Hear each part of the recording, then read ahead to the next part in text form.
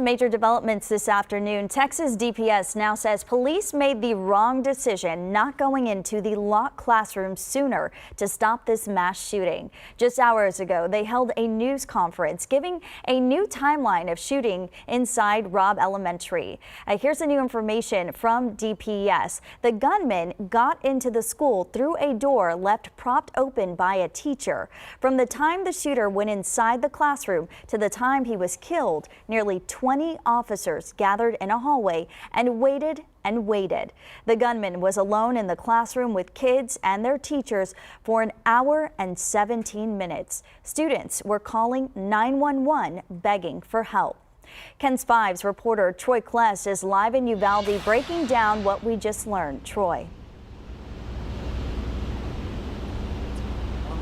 Thank you, Audrey. The Texas Department of Public Safety, again, laying out that timeline of from before the 18-year-old shooter arrived at the school leading up to when he was killed. And like you said, it all takes place over an hour on Tuesday. Now, here's how DPS explained the timeline to us earlier today.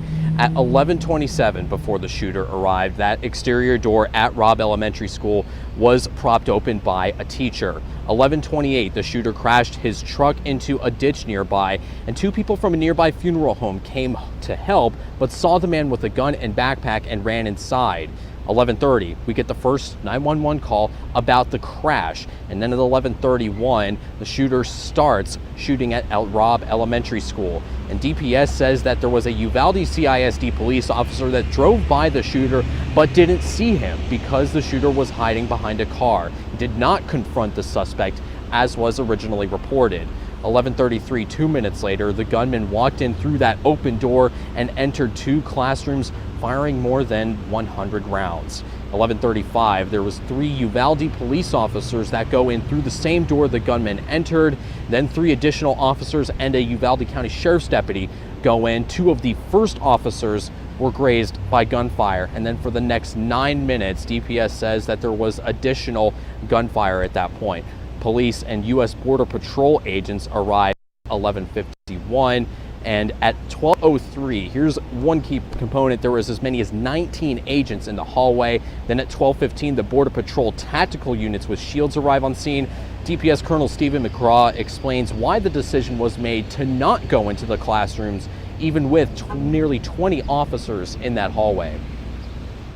There was plenty of officers to do whatever needed to be done, with one exception, is that the incident commander inside believed they needed more equipment and more officers to do a tactical breach at that point. That's why BORTAC was requested on the scene. As soon as they were there, they executed a search, or at least a dynamic entry, and went in. And of course, that was not till 12:57. Now, coming up at 5, we're going to hear more from DPS about that decision making and if the officers knew that there were children inside the classroom when they were in the hallway. We're live in Uvalde tonight. Troy Kless, KENS 5. Make one thing perfectly. All right, thanks so much.